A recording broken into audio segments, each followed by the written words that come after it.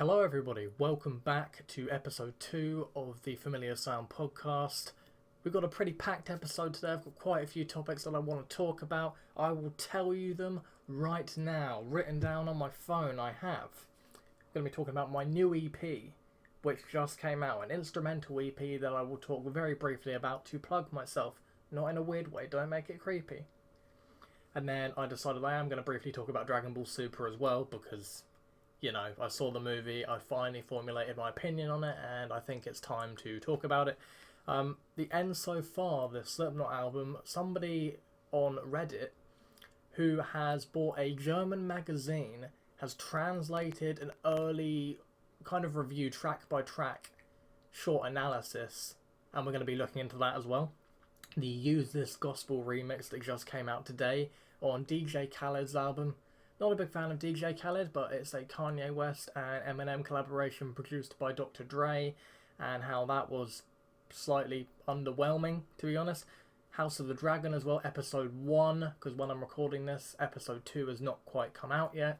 So the next episode after this, episode 3, I will probably talk about episode 2, and then we're going to rant about She-Hulk as well. And then probably end off on talking about Halloween Ends going to streaming as well as being in the cinema. So let's begin with my new EP. So, new EP, 3 tracks on all streaming services, 3 instrumentals. I don't just rap. Recently, because I haven't been able to use the studio due to a couple of reasons, mainly that my dad, whose equipment actually is, also makes music, and he's been working on his album for a very long time, and he's very meticulous, so he'll spend about 2-3 weeks mixing a single song sometimes.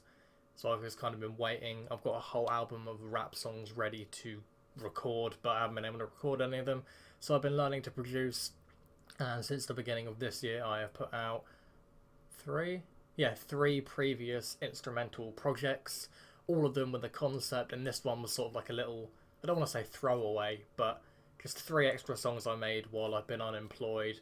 Just thought I'd throw it out there as a way to end the summer off. It's called the Summer End EP. 3 tracks, The Sun Goes Down, Beach, and Autumn Blues.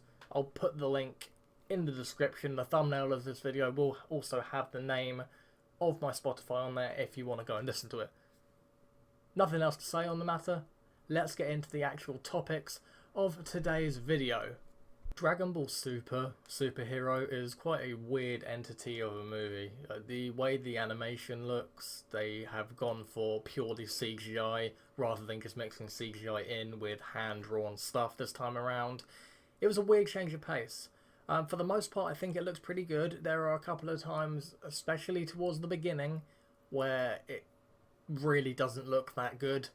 I'm going to be completely honest, and the first 10, maybe 15 minutes of the movie as a whole, dialogue-wise, are just so ham-fisted that I thought this isn't going to be any good. But luckily, soon after the first 15 minutes or so, the movie really picks up, and I enjoyed it quite a lot. I wouldn't say I love it. I really liked Broly, the previous movie that came out. I think that's probably the best Dragon Ball related project to come out in many years. This movie I was slightly worried about going to see it because it's focusing on Piccolo and Gohan, and I've never been a huge fan of either of those characters. I mean, I like them to a degree, but to spend a whole hour and 40 minutes with really just them. There is a 5-minute segment with Goku and Vegeta in, which is one of my favourite parts of the movie, but despite the fact I don't completely love the characters, the main characters in this movie, they did a pretty good job at making me care. It's quite a self-contained, relatively small-scale story. Overall, it's not really pushing the narrative forward too much in terms of where the franchise could go in the future, apart from, spoiler alert, it's been out for a couple of weeks now, so I suppose it doesn't really matter too much, where both Piccolo and Gohan get two new transformations. Not entirely sure what they're called, but they look pretty cool. Piccolo goes like massive, bulky and orange, and then Gohan's hair just different degree of spiky. So that was pretty cool. That's really the only thing that sort of pushes the story forward. But as I guess you could call it almost a filler movie, because like I said, it doesn't really push the narrative forward in any way. It's fun. It's like one of those filler episodes of Dragon Ball Z that are just fun to watch, but an extended version of one of those. It's purely, I guess, character development more than, just... I don't even really know how to describe it. It's just fun. It's just a fun movie. It's not too long. There's not really too much you can really say about it or dive into. I've been a pretty big Dragon Ball fan for quite a few years of my life, but never to the degree of absolutely obsessing over it. I've played the games. You might even be able to see I've got a few of the Blu-rays behind me of Dragon Ball Super. Haven't finished watching that series. I didn't completely finish watching Dragon Ball Z either. I think I gave up collecting the box sets at about season 7, but I have seen a few episodes after that, so I've never been obsessed. Like, I've never been a particularly anime obsessed person, but I do enjoy it quite a lot, and I did enjoy this movie. Probably give it a 7 out of 10. I would watch it again. Like I said, the animation at parts did not look too good, and the first 15 minutes I thought was kind of dreadful in a way. The way that they were setting up the villains and the way they were speaking to each other. That's one thing I don't really like about anime in general, when the dialogue is so on the nose and specific to the point where it's just so in your face and there's no subtlety to anything at all. Sometimes that really drives me the wrong way. And the way that they didn't even really edit the mouths. You didn't notice this throughout the entire movie, because I suppose as stuff moves faster and the action's happening, you're more paying attention to that. But the lips are flapping and the words that are coming out clearly don't match up at all with how the mouths are moving. That was a massive throw off for me at parts in this movie. I don't know how they usually do it, but the way that they used to do it with the hand-drawn animation, I don't know if they redrew any sections when they dub it to English usually, but it never usually throws me off this much. But that was not very fun, because once I see something like that happen in a movie that I'm watching, it's really difficult for me to forget that I've just seen that. But like I said, 7 out of 10. Broly, I'd probably give it 8 or an 8.5. It's a good movie, but it's not top tier in any way, shape or form. And here we have the second topic of today's podcast. Look at this. I'm on Reddit, the cesspool that it is, but sometimes you get a post like this and it's quite intriguing, so I'm going to go through it a little bit. We've got a decent amount of information, not too spoilery, but it does just say album news, spoilers for the end so far, because it kind of gives you an idea of what to expect from certain songs. I have already read it. I read it once yesterday, but I can't remember all of it, and I thought it'd be a good discussion point, so let's do it. I'm going to read it out, and you get to hear me reading out loud, which I've always been terrible at, so try and enjoy that. I have just received my copy of the German Visions music magazine. I might add some more info or translate some passages later on, well, I assume that means on, if someone is interested, but here are some news for you to start with. The heaviest songs are Hive Mind and Warranty. Wasn't expecting that. The heaviest blues song that's been previously mentioned is Acidic, and it reminds the music journalist of Alice in Chains and Soundgarden, which I love both of those bands, so now I am really looking forward to Acidic, more so than Heirloom, which we'll get to a little bit later. Medicine for the Dead partly reminds the music journalist of bands like Rush and Opeth. See, I'm not entirely sure what to expect from that song now, because Opeth's sound has changed a lot throughout the years. I'm not a massive fan of them, but they started off really heavy and now not so much. And then Rush, it's a really, really weird combination of bands to group together to compare. They sound nothing alike in any way, shape or form, but okay. This guy who wrote the article in the magazine got paid to write that, so I guess maybe he has some idea of what he's talking about. Overall, the album is very melodic and mid-tempo, and the music journalist thinks that Yen represents the record very good and that a certain fan base has to be very brave. That's the first section. Very melodic and mid-tempo. Now, we knew that it was going to be very melodic because Corey Taylor said that many, many times in interviews. It's going to be very, very melodic, but he also said it's going to be very heavy, mid-tempo.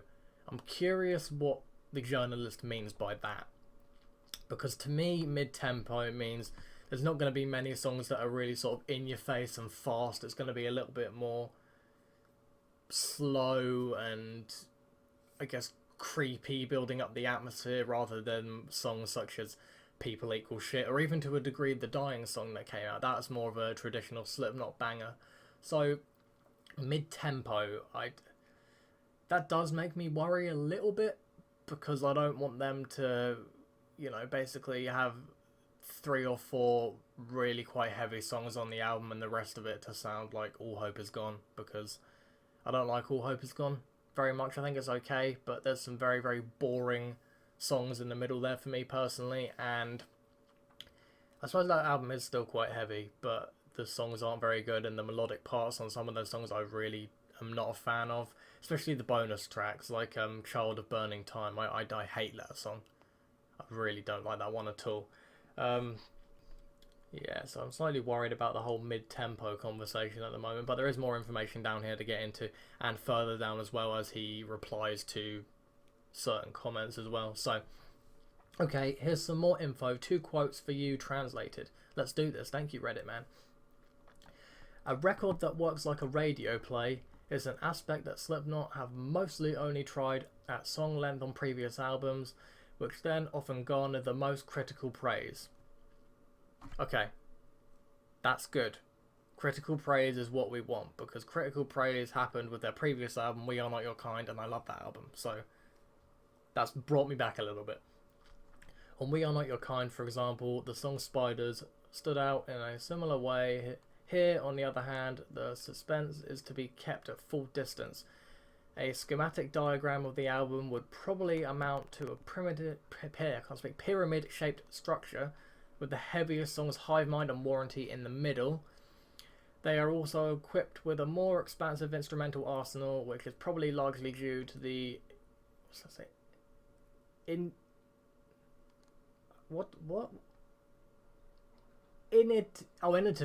What? I don't think that word's spelled correctly. I think it's supposed to be innovation or something like that. Okay. I just made myself look like an idiot. Of Jim Root. In addition, the whole LP is a rendezvous of effects, long intros, diabolical laughter, what is wrong with me? Synthesizers and keyboards, distorted voices. One almost has the impression that Slipknot as a sound colour in between is just another component in a mix that increasingly renounces metal, because on the end so far, melodies and mid-tempo songs dominate. Now that's the comment that really I'm not sure what to think about that. That puts a lot of worry inside of me. Heirloom is practically a pop number with faster played drums. In the last episode when we talked about this album, I mentioned that Heirloom was the song I was most looking forward to. And now it's being described by this journalist as a pop number with faster played drums. Obviously, I can't really judge. I haven't heard the music yet, but the way that this guy has chosen to describe certain elements of this album, I am extremely worried now. I really, really am. Melodies and mid-tempo songs dominate. It's a Slipknot album. I need some heaviness. I mean, the heaviest songs in the middle group together, that could work. Obviously, like I said, I haven't heard the album yet. Not many people have. So I don't know how exactly it's going to work, but if there's more than one song which is just clean vocals all the way through, if there's more than one Snuff on this album, I don't think people are going to like it very much. I do really like Snuff, but there are too many moments on All Hope Is Gone where it's just purely melody all the way through, and that's not what I listen to Slipknot for. I like a mixture of both, or the occasional song, 2 or 3 on an album, which are like Soulwave Earth, because that was the perfect way to end their previous album in my eyes. Let's go down, because there are a couple more things that I mentioned. Here's another quote. There you go. I didn't have to scroll down too far. But especially in the balladic, I didn't even know that was a word, balladic, I know, well, ballads, like, maybe meant to type ballads. An unusually versatile song, Yen, the clearest representation so far of where the journey on the end so far is going, and no doubt Volume 3 plays the much bigger role than Iowa. This starts with the opener Adderall, named after the drug that is often used or abused in the US for various forms of attention deficit disorder. The song features a 13-piece choir and a warm melodic flow. It's 5.5 minutes of headphone music, keeping the ominous moments to a minimum without sacrificing mood. On the contrary, Corey's voice and the song's classic rock structure seem to promise a superstructure of content and a record that functions like a radio play. Wouldn't be the first time they've done a more melodic, atmospheric intro like the person mentioned, Volume 3, the intro, the Prelude 3.0 song on there is not particularly creepy, it's not really heavy or anything like that, it is just setting you up for what's to come. And I feel like they're using Volume 3 as a template for this album, so Adderall, the first song, I like the idea of having a choir in it, that really worked for Unsainted, the first proper song on We Are Not Your Kind. So I assume it's going to work again here. I can't see them messing that up. And headphone music, that just sounds really atmospheric and cool. So maybe they'll do like the 1-2 thing they did with Volume 3, where the intro's to build you up, and then the way the Dying song doesn't really have an intro, it doesn't build up to anything, it's just right in your face from the beginning. It could work really well in the grand scheme of the album as a whole, so we'll have to see about that. I don't understand the functions like a radio play. I want to know what the guy means by that. How can an album sound like a radio play? I don't get it. Classic rock structure as well. Again, something that's slightly worrying to me, but then again, Before I Forget is a massive single and everybody likes that song, so it has worked for Slipknot in the past. Again, on Volume 3. There was another quote I saw, I'm pretty sure. Where's it gone? Huh. I thought I saw another quote, but apparently not. I noticed as well from the information that we just talked about that the journalist didn't talk about songs such as Desard or Hell or Finale for that matter. Like the last 3 songs of the album didn't seem to get touched on. I don't know if that's just because that part of the section in the magazine hasn't been translated yet by the Reddit guy, but it doesn't seem like they got talked about, which is very, very peculiar. So I was kind of hoping to hear about Finale, because everybody is sort of hyping that up to be, or it could be like their longest song in a while, it could be the length of Iowa. I don't think it will be. I think we're looking at 6, maybe 7 minutes at the absolute most for that album. Given the fact that the album's 12 songs long as well, and most of their albums are over an hour, I would assume that there are going to be a couple of more lengthy ones, because the songs we've got so far are typical song length between 3.5 and just under 5 minutes. So we'll have to wait and see. I am looking forward to the album still, even though some of those comments really made me worry. I am not looking forward to there being more melody than heavy sections. That leaves a bad taste in my mouth. But I feel like I've talked about this album enough. I've released a separate video entirely talking about the limited edition bundle. So let's talk about something else, because I've been on this for about 12 minutes, I think. So Use This Gospel, DJ Khaled's album, which I was going to listen to, sheerly because of the amount of talent he's got on there.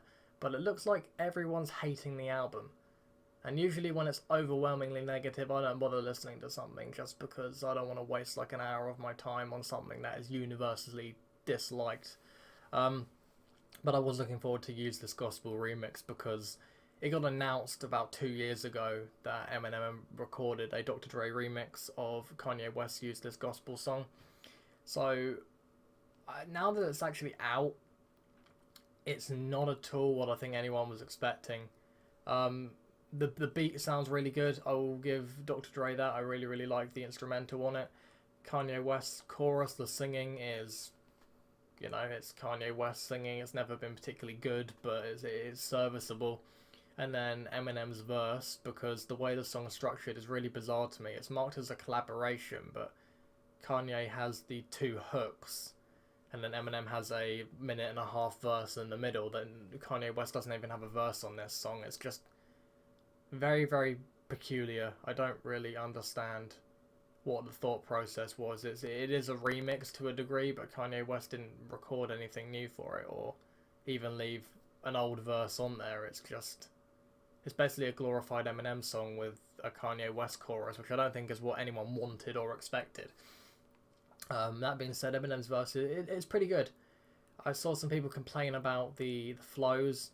I like them. He's not going too fast. He does do the triple time thing for a second here and there just to fit more syllables in, and I'm a fan of that. I'm a fan of technical rap for the most part, as long as it doesn't go too overboard.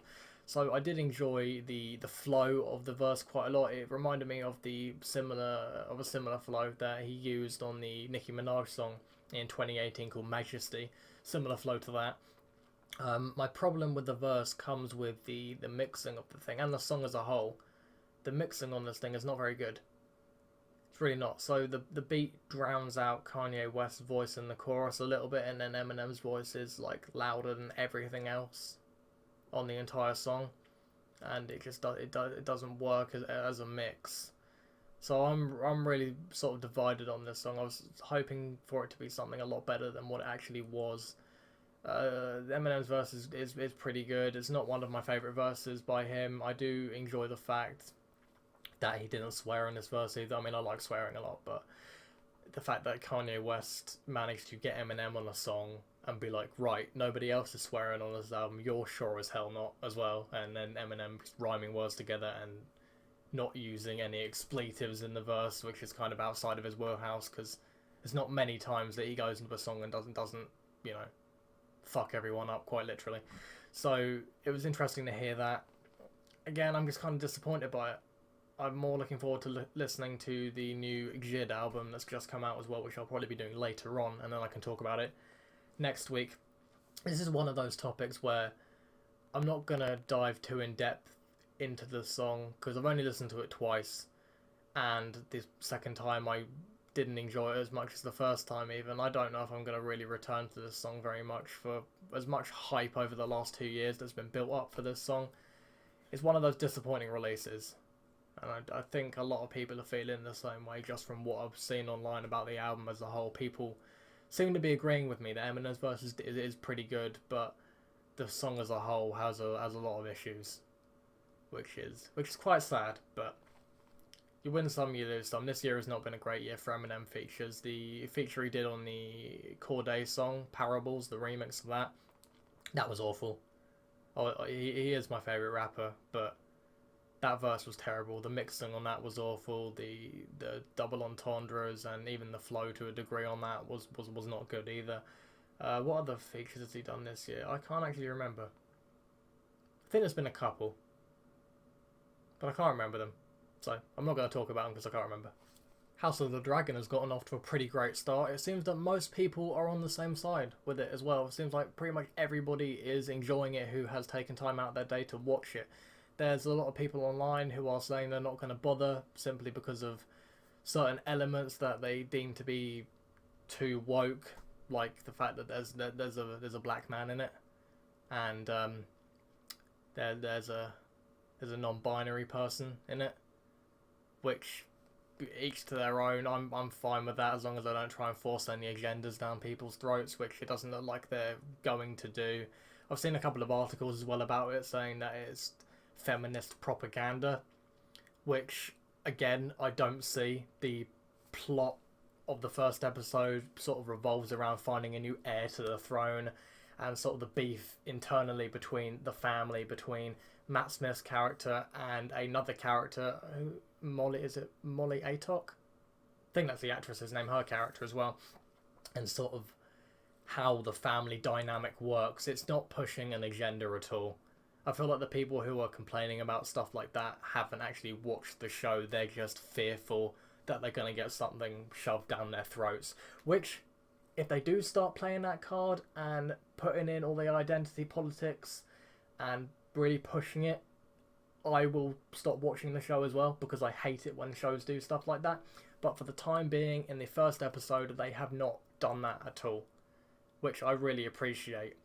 I love it when shows can be inclusive, which is their word. I hate using that, but bring people in, but not push it down people's throats. That's what you want. Just have good writing, have the intrigue, and make a good story, which is what this show has done so far.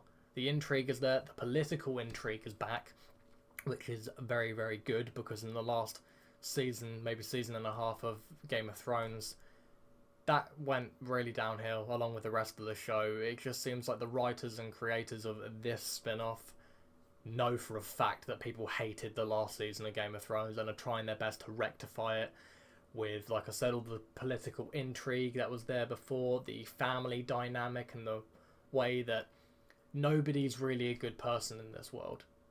It's quite a nihilistic look on life, and as a semi-nihilist myself, I guess you could say, I like it. I like how sort of bleak and drab and hopeless it is. I almost said Matt Damon. No, Matt Smith's character, who is called Damon, is probably my favourite character so far. He's great in this. He's just a horrible human being. Like, you don't get the full extent of how horrible he is in this episode, but you can tell he's going to be a character later down the line who's going to do some diabolical stuff. He is just all out for himself, and he's all about prostitutes, sleeping around, and gaining power, and he's a man of politics, but also a man who likes to play games, it seems. And the current king as well, the dynamic between him and his wife, and trying to find a new heir so it doesn't have to be Matt Smith's character, I thought was really interesting too.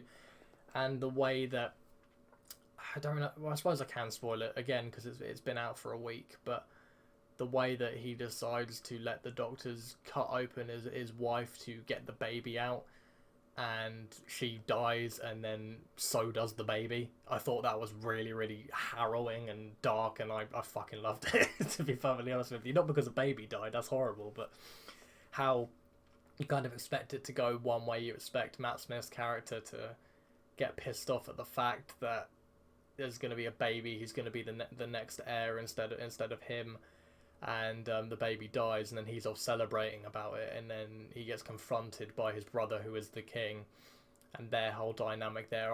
I'm really looking forward to seeing where the rest of the show goes, because I can tell there's going to be a lot of betrayals, there's going to be a lot of interesting stuff, and some dragon related action as well, which I do love. A lot of people didn't like Game of Thrones season 7, especially the episode where they're fighting the White Walkers and one of the dragons dies. I love that episode. I really do. I didn't understand the hate for it when it came out, and I still don't now.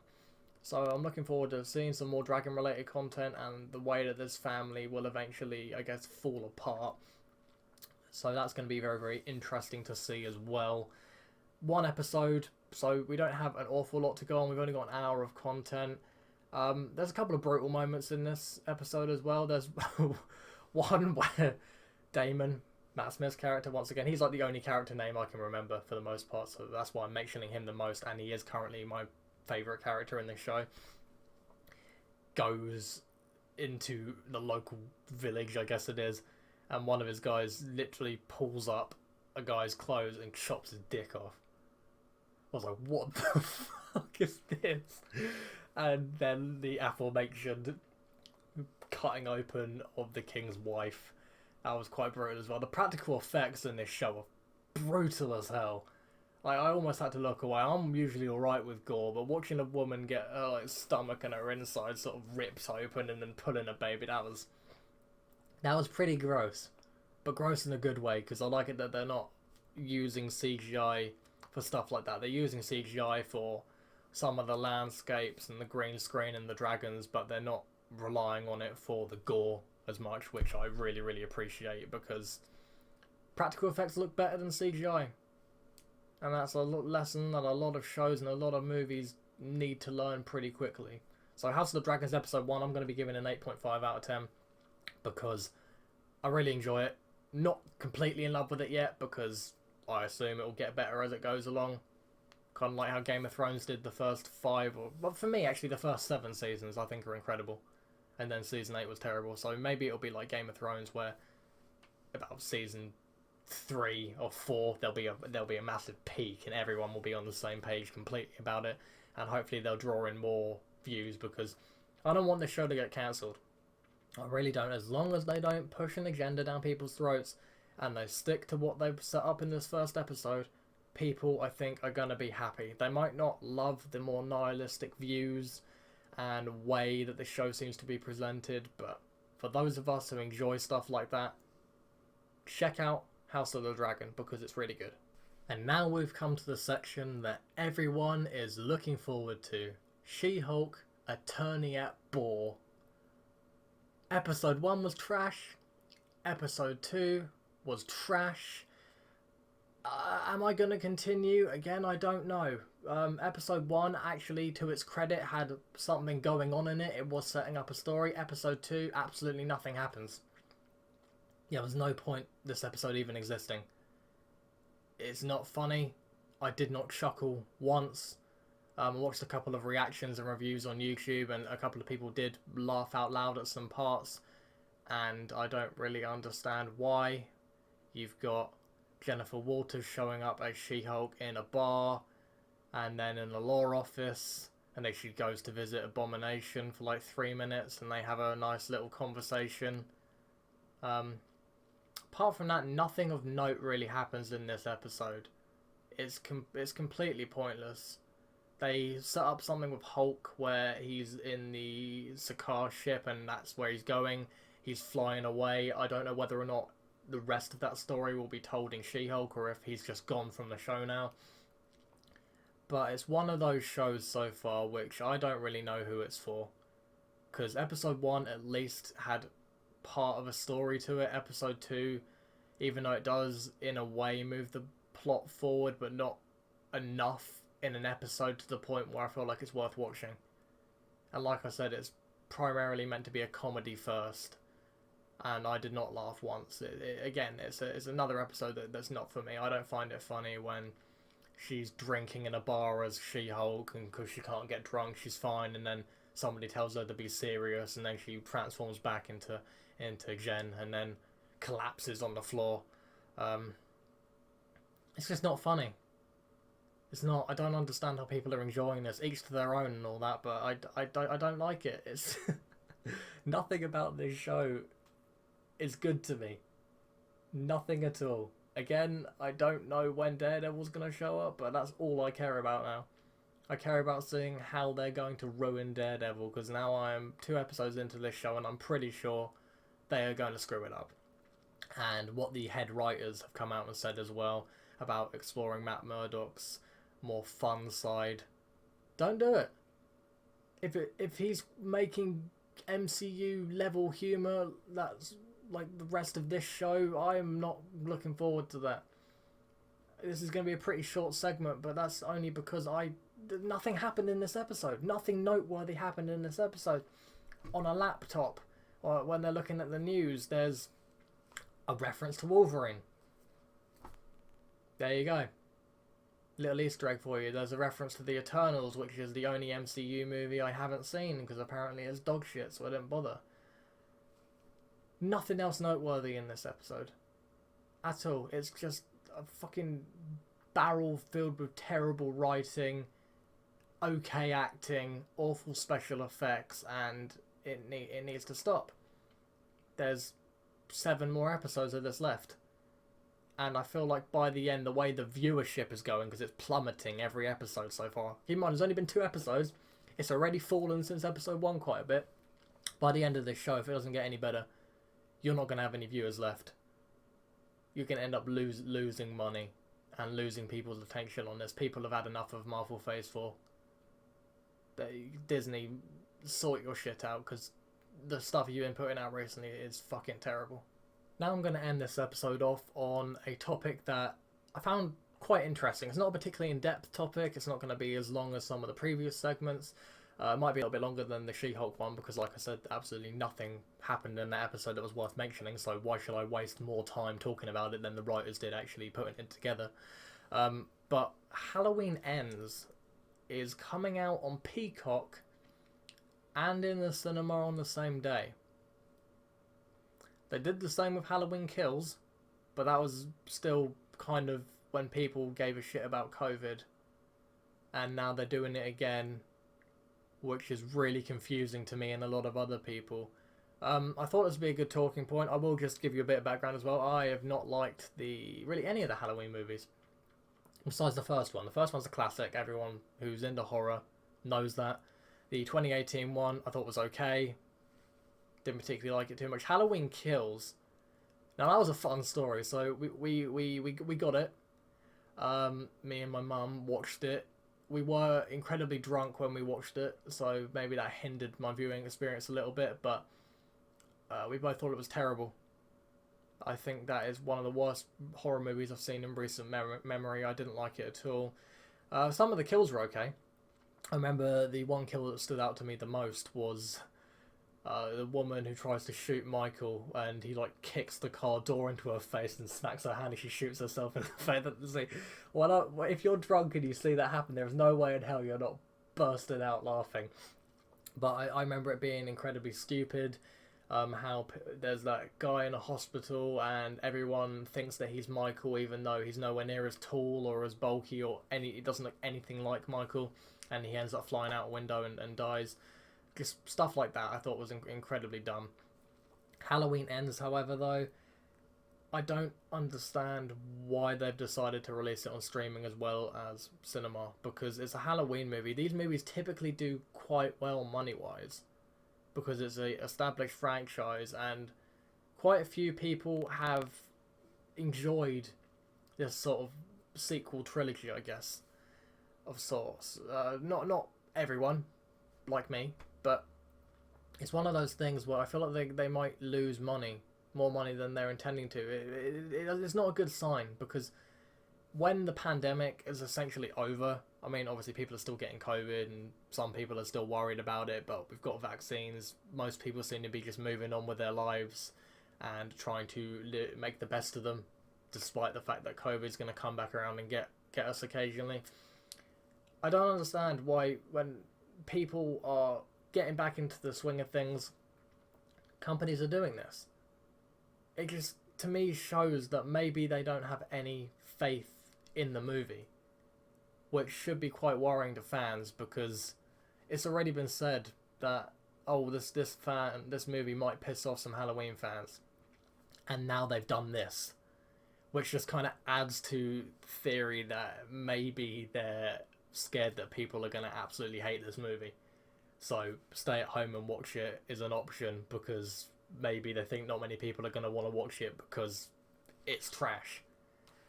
So we'll have to wait and see. I'll probably give it a watch. I'll cap this sequel trilogy off. I'll watch all three of them. I don't think I'm going to enjoy it. I mean, I could do it. It might end up being the best Halloween movie since the first one. I don't know, but I don't think so. I kind of like what they did with the Batman, actually, when it comes to streaming services. So they released it in the cinema, and I think it was about 3.5 weeks later, I think it was, possibly 4 weeks, might have been a month, after it came out in the cinema, they released it on streaming. Now that's fine, because the people who actually care enough to watch it in the cinema have a month to go and see it. And then if they didn't want to watch it at the cinema, or they couldn't, they can get it at home, which I think is a very, very good strategy, because it made tons of money in the first month at the cinema. People wanted to go watch it. Make it an experiment. If you put out Halloween Ends and people don't go and watch it in the first month, release it on streaming afterwards, and then maybe you'll make some money back. I don't understand doing it at the same time. It's a very backwards way of thinking in my eyes. My only complaint about this strategy is that it seems like they don't have any faith in their own movie. That's what it seems like. But it's up to them. What do I know? I'm just a cynical man who makes podcast videos on the internet. So I hope you enjoyed this week's episode of the podcast. Please leave me some comments, ask me any questions you want, and I will answer them next week. Next week as well, we're probably going to be talking about a couple of different topics, depending on what comes out. There could be some things that I've missed, movies, I might watch a couple of the classic movies I still need to watch, but I do have some interesting topics lined up for next week in regards to what I have been watching and also what I've been playing as well, game-wise. So that'll be interesting because I haven't really touched on gaming much so far on these episodes. Hope you enjoyed. See you next time. Goodbye.